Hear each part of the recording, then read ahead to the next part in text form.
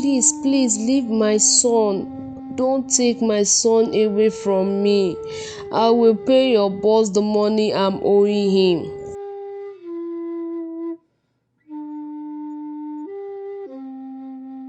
Ngozi was coming from the market. She saw her children, Agaba and Ona, playing with other children. Ngozi called them. They ran to meet her and they went home together.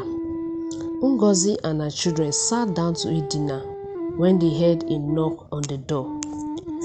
Ona went to the door. He opened it and saw one of the palace guards. The palace guard entered into the sitting room. Ngozi welcomed him. He told Ngozi that the king wants to see her in the palace by 10 a.m. the next day. In the morning, Ngozi went to the king's palace. She saw other people there also. She whispered to one of the women among the crowd with a low voice, asking the woman, "Do you know why we are called to see the king?" The woman answered, saying she has no idea. The king welcomed everyone in the palace. He said his reason for calling is to inform them that they lost some of their warriors in the battlefield. Ngozi's mood changed and shivering. The king mentioned the names of the warriors that lost their lives in the battlefield, and Ngozi's husband's name was the last name mentioned by the king. Ngozi screamed and started crying. One of the chiefs told the palace guards to take her home. Chike is Ngozi's husband and a warrior. He loves his wife and children. When he is not in the battlefield, he goes to farm and also assists his wife in her shop. Chike was at home, sitting in the compound, relaxing with a bottle of wine, when one of his children ran, panting. He was surprised to see his son running and panting. He held his son, asking him what happened, and his son answered that some shops in the market caught fire and his mother's shop was among. Chike also ran to the market to be sure if what he heard is true. He got to the market and it was true. 3 months after the fire incident, Ngozi called her husband to discuss what next to do about their shop and business. Her husband told her he has no money to rebuild the shop. He has no money to give her to start her business again. He asked her if she have any idea on what to do. Ngozi said she heard that some market women whose shops were also affected by the fire went to the neighboring village to see Ugo, the money lender, and he gave them money to pay back in 6 months. Chike said they will go and see Ugo, the money lender, and no money for her to build a shop and start her business again. Ngozi and her husband went to the motor park. Her husband saw a man in the motor park. He asked him if they can get a vehicle going to Aramu village. The man answered yes, there is 2 seats left yet to be occupied by passengers. Chike said, "Oh, good. That means my wife and I can join the rest of the passengers to Aramu village." Ngozi and her husband joined the other passengers in the vehicle, and the driver moved. The journey took them 2 hours to get to Oramu village. Ugo, the money lender, was sitting and counting money. Chike and his wife greeted Ugo. Ugo welcomed them, told them to sit down. He told the servant to serve them water to drink.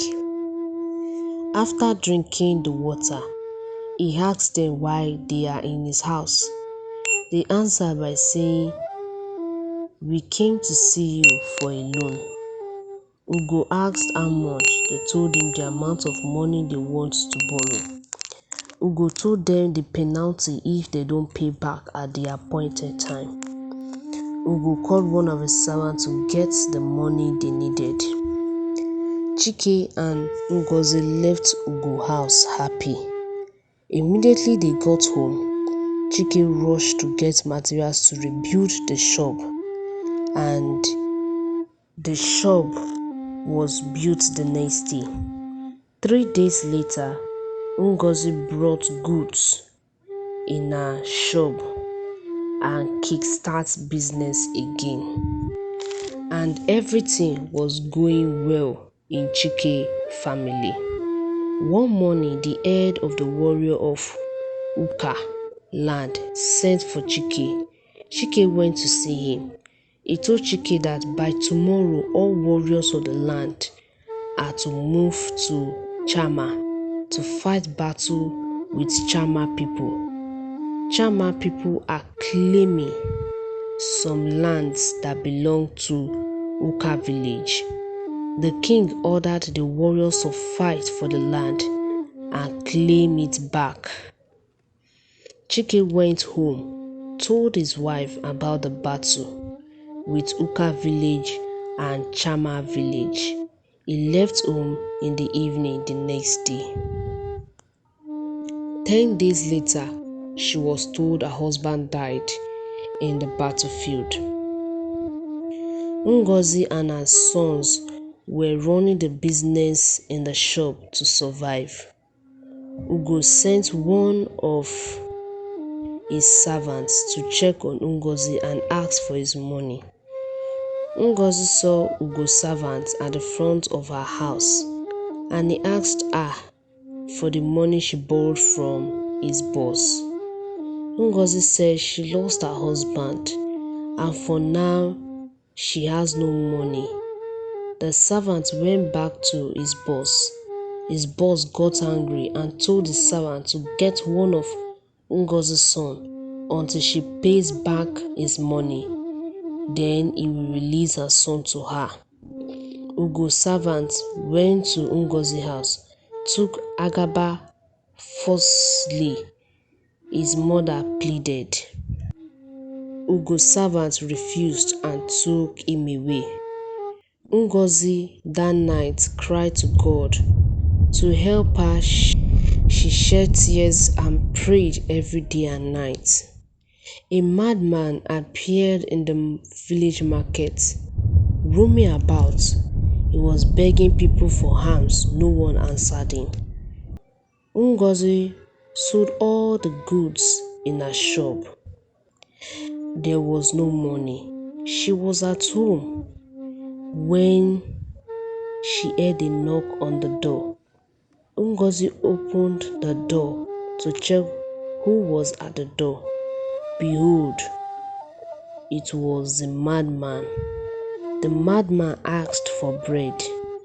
Ngozi told him she has only one bread left in her house. The madman begged her to give him the bread.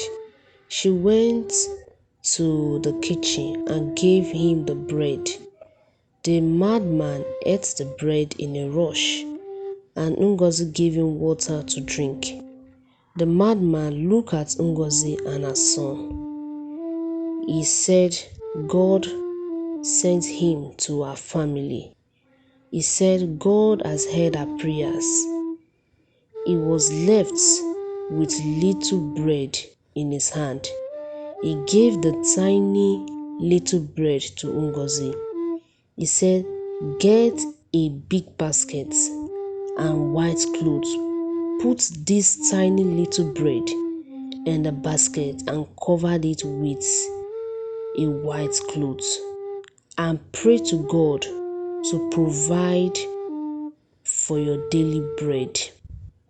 Do this continuously for 6 months. The madman left her compound and never returned.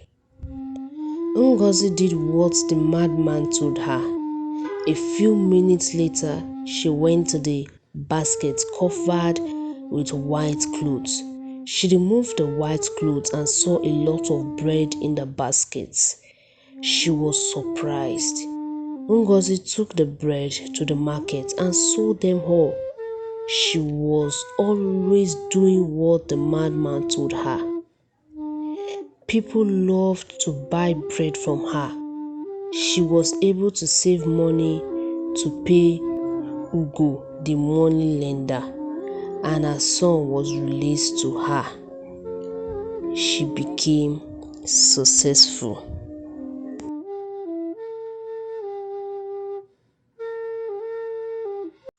Thanks for watching.